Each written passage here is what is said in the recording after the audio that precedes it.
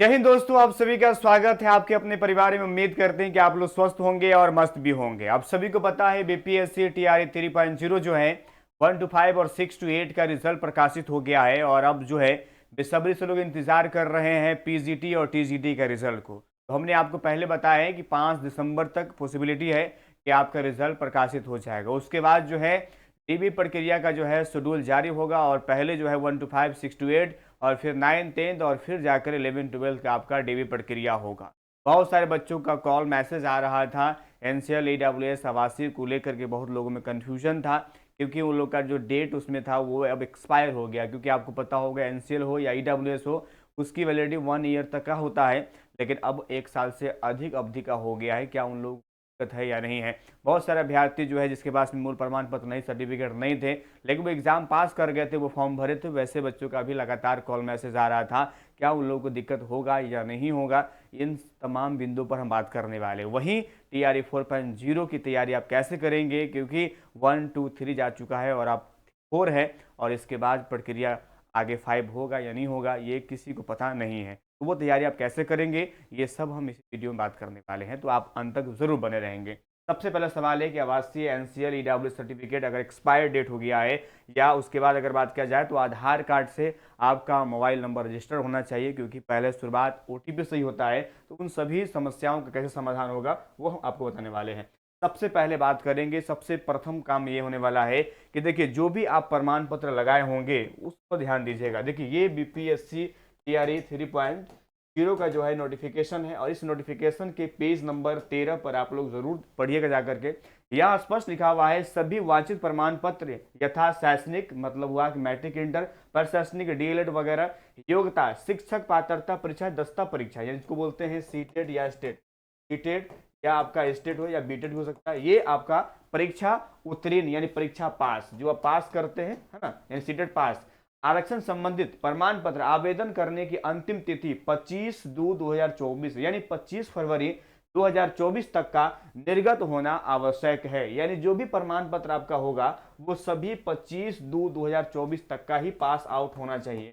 यानी इससे पहले जो है आप सब कुछ आपका क्लियर होना चाहिए। अब सवाल आता है सर हमारे मूल प्रमाण पत्र, हमारे सर्टिफिकेट जो है वो उस वक्त मेरे पास नहीं थे, हमने फॉर्म भर दिया। कोई दिक्कत नहीं है, 25 से पहले तो आपका एग्जाम रिजल्ट वगैरह सब कुछ क्लियर है, बस सर्टिफिकेट डिले होता है, कभी पहले भी आ जाता है, कभी 2-3 महीने डिले भी होता है, तो वो अलग मैटर होता है, वो एक समस्या नहीं है, वो तो एक प्रक्रिया होता है, तो उसको लेकर घबराने वाली बात नहीं है।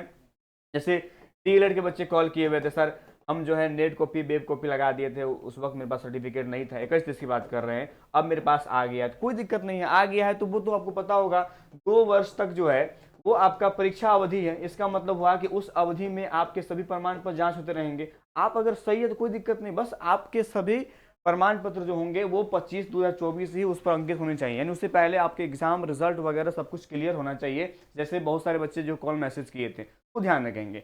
एक बात और है, एक बच्चे का कह सकते समस्या था कि सर स्टेट जो है वो पेपर होता है, तो सर हम अभी बीएड कर रहे हैं, इससे 22-24 की बात कर रहे हैं, वो कंप्लीट हुआ है, क्या हम दे सकते हैं? देखिए स्टेट का नियम होता है कि जब तक आपका बीएड कंप्लीट नहीं होगा तब तक स्टेट आप नहीं दे सकते। हाँ, बशर्ते सीटेट जब आप नामांकन करवाएंगे उसके बाद में किसी वक्त आप सीटेट पास कर सकते हैं, लेकिन स्टेट के लिए कंडीशन है कि आप बीएड के आपके रिजल्ट कंप्लीट होने चाहिए, तब जाके भरेंगे, बात ध्यान रखिएगा।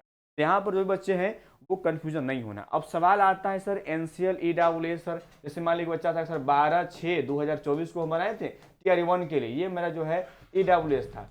अब सर हम भरे हैं और अब जो है 1 साल पूर्ण हो गया, क्योंकि वहां लिखा रहता है निर्गत तिथि से जो है अगले 1 वर्ष तक मान्य होगा, ऐसा आप लिखा हो, आप देखिएगा अपने ईडब्ल्यूएस में लिखा होगा। इसका मतलब ये हुआ कि ये आपका 12/6/2024 तक जो है वो आपका मान्य था, ठीक है। लेकिन ध्यान रखिएगा जब आप फॉर्म भरे थे, ये देखिए 25/2024 इस डेट तक अगर आपका बना हुआ अगर 1 साल की अवधि का रहा होगा उससे कोई दिक्कत नहीं है, बशर्ते ये डेट मायने लगता है। अब बताइए रिजल्ट 1 साल बाद भी, कभी कभी 2 साल बाद भी आता है, 3 साल बाद आता है, तो भाई डेट ऑफ इशू वही डिपेंड करता है जो आपके नोटिफिकेशन में लास्ट डेट सबमिशन रहता है, वही मायने रखता है। तो अगर इस डेट से पहले आप जो भी पास किए होंगे, जो भी डॉक्यूमेंट आपका निर्गत हुआ होगा वो सब आपका वैलिड होगा। लेकिन ध्यान रखना है कि इस तिथि तक आपका 1 साल के अधिक का अवधि का आपका डॉक्यूमेंट नहीं होना चाहिए। जैसे मान लीजिए कि आपका ये रहा कट ऑफ डेट और आपका बना हुआ है 12/6/2022 का बना हुआ है, तो भैया ये गलत हो जाएगा क्योंकि एक साल पूर्ण हो गया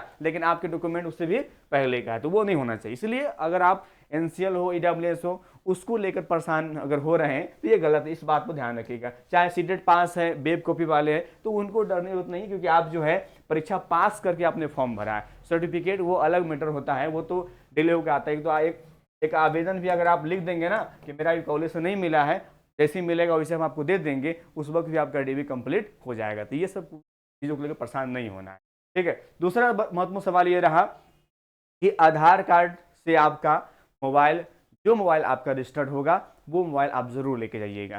चेक करने का साधारण तरीका है और मुझे लगता है कि हर एक बच्चा जानता है कि चेक कैसे होता है, क्योंकि आपका सीटेट का सर्टिफिकेट डिजी लॉकर पर आया होगा और विदाउट डिजी लॉकर आपके मोबाइल नंबर रजिस्टर्ड आधार कार्ड से नहीं होगा, तब तक आप डिजी लॉकर से सर्टिफिकेट डाउनलोड कर ही नहीं सकते। एक बार ज़रूर चेक कर लीजिएगा क्योंकि आपका सीटेट सर्टिफिकेट वहीं पर आया होगा। बहुत सारे बच्चे जनवरी वाले थे, याद रखिएगा आपका सर्टिफिकेट डिजी लॉकर पर आ चुका है, वहां से जाकर आप उसे डाउनलोडिंग कर लीजिए और उसके साथ आप डीबी में, ये बात ध्यान रखिएगा, जनवरी सीटेट 24 वाले, ठीक है।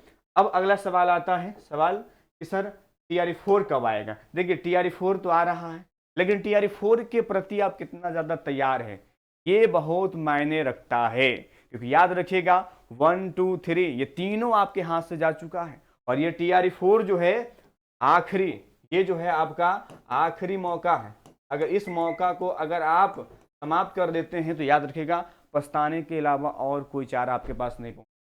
कि आप जो है पढ़ते क्या है, जो आपके पाठ्यक्रम में है ये नहीं है, जो आपके सिलेबस में नहीं है, आप लूसेंट पढ़ रहे हैं। हमने कई बार कहा है भैया वन लाइनर से काम नहीं चलेगा, आपको कंटेंट पढ़ना होगा और एनसीईआरटी बुक पढ़ना होगा, याद रखिएगा। और एनसीईआरटी बुक जो है वो आपको हम जो है प्रोवाइड करवा रहे हैं, उसी का सार चैप्टर वाइज जो है हम क्लास 6 से लेकर 10 तक दे रहे हैं और लगभग हजारों बच्चे इसका लाभ उठा ले। मैं कहता हूं यार लेके इसको पढ़ लीजिए, तो कुछ नहीं, ज़्यादा 300 रुपया आपको लगेगा, लेकिन जब आप इसको पढ़ेंगे तो आपको ये महसूस होगा कि भाई हमको सही दिया गया है। इसलिए जो है आप लोग तैयारी कीजिए, क्योंकि टीआरई 3 समाप्त होगा फिर टीआरई 4 आपके सामने आ जाएगा। ये बुक है, हमने कई बार जो है दिया भी है, बताया भी आप लोग को है, ताकि आप इसको जल्द मंगवा लीजिए ताकि आप अपनी तैयारी को गति दीजिए, ठीक है। फिर हमारी मुलाकात जो है होती रहेगी। ये नंबर आपको दिख रहा होगा 8757909854, इस पर आप व्हाट्सअप करेंगे, वहाँ पर बुक लिखेंगे और आपको सारी जानकारी को दिया जाएगा। मिलेंगे आपसे नेक्स्ट वीडियो।